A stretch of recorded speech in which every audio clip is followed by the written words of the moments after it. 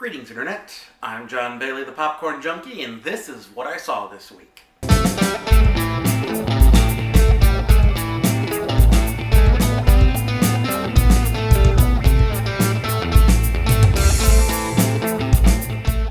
Back when I used to do a podcast, I would cover not only the new releases in theaters, but also what I was watching on streaming, is try to tie it all into a single overarching topic to discuss.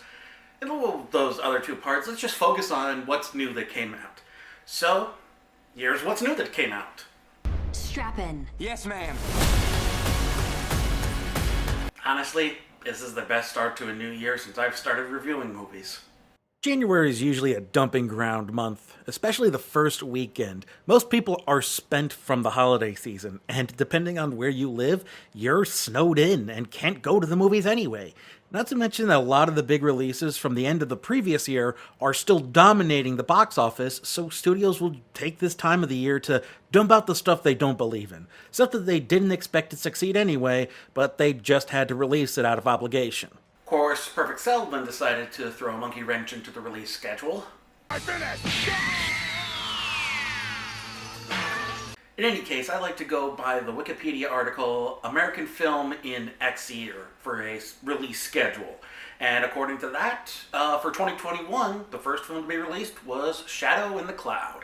While this uses a script from consummate douche waste Max Landis, most of his influence was stripped and rewritten by director Roseanne Liang, with Landis removed as a producer and his name only being kept in the credits as a technicality. The premise follows Chloe Moretz as a pilot in World War II, trying to transport a mysterious package from New Zealand to Samoa, only for a supernatural entity to sneak on board and begin messing with the crew and the plane's machinery. Before anything outside the normal happens, the worst Moretz has to deal with is run-of-the-mill sexism from dopey GIs.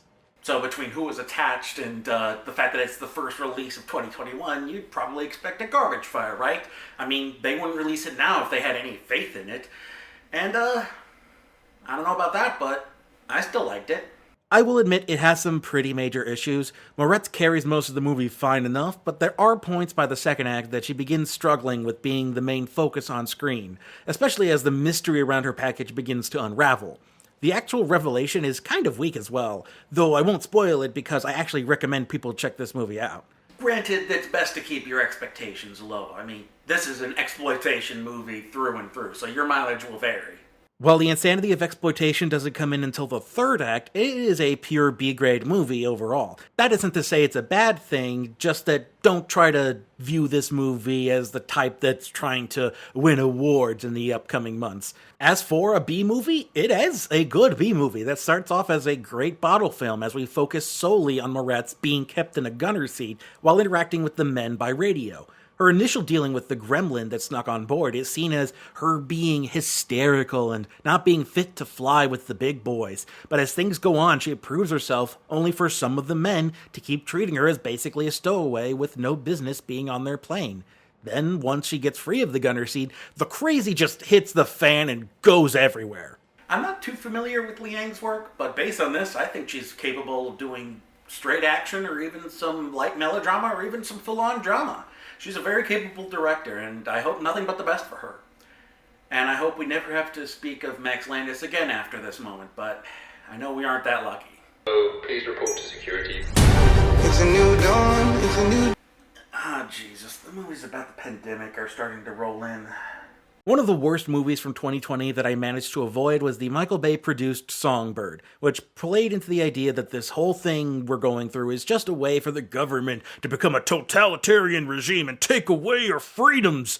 I also avoided the garbage TV shows that tried to exploit the pandemic for cheap melodrama, because I don't need that in my life right now. That isn't to say that this period of time is completely untouchable as far as a topic for stories. It's just that the fact that things are still going on, that the pandemic is still happening, the fact that Hollywood is deciding to try and capitalize on it feels tawdry and cheap, as though our suffering is still ripe for the picking for them. At least with 9/11, they waited a couple of years before they started tackling that as a story. At any rate, how did Doug Liman handle COVID exploitation? I think the big thing that threw me off with this movie was that it was sold as a heist movie, While having a heist movie set during the pandemic still feels like a cheap way to cash in on what's going on, that isn't really what we get.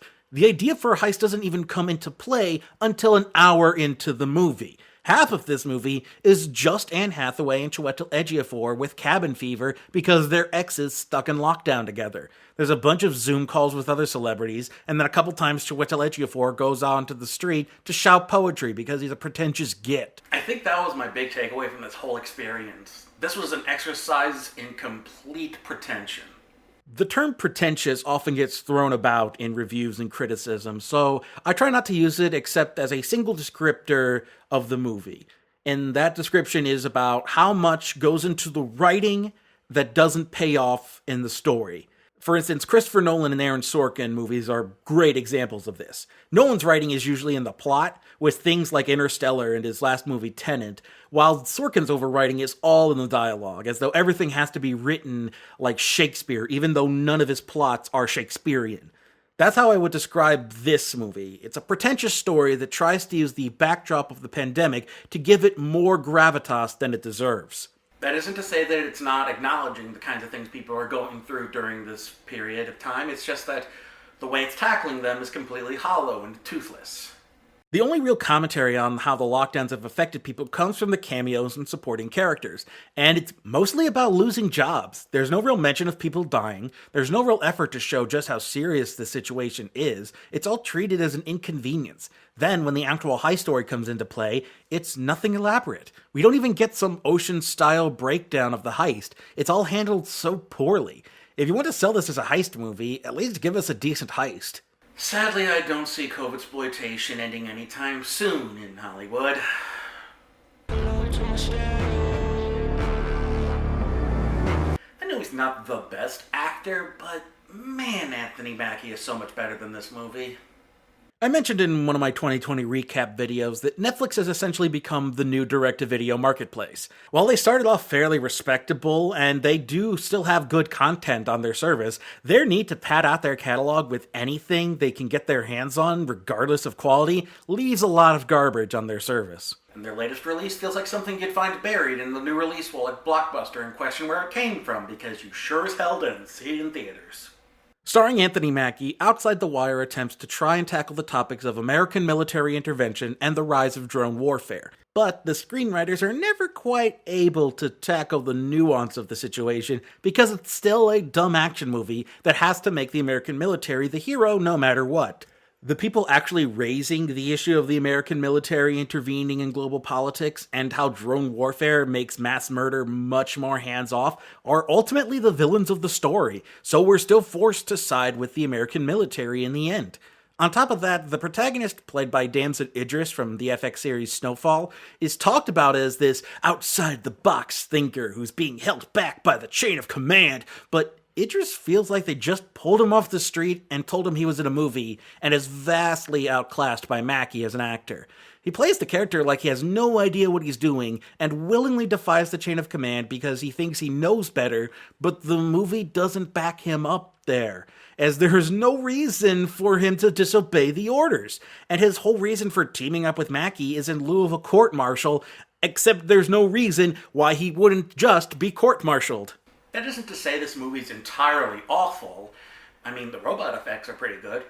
While the story never really handles the topic of unmanned warfare well, the effects team behind this movie do a fantastic job, especially with their minimal budget. It's not listed how much this movie cost, but I can't imagine it cost more than a couple dozen $1 million. If nothing else, I do hope the effects team behind this movie gets some more work out of this, because they did the best job on the whole thing. I could probably go deeper into the flaws of this movie and how it mishandled its subject material, but there really is no point. I mean, this is a direct-to-video movie with the best parts being Anthony Mackie and the robots. So it's completely forgettable beyond that, and you can just skip it. That does it for the new releases I saw this week. I missed out on One Night in Miami. I'm hoping to cover that next week. And The Dig and The Huntsman came out in theaters, and I'm not looking to meet perfect sell out there. I finished! And because of how things are with the release schedule, I'm not quite sure what's going to be in theaters and what's going to be on streaming, so we'll have to wait and see, so no previews. Emma, say lovey. See you next time, folks.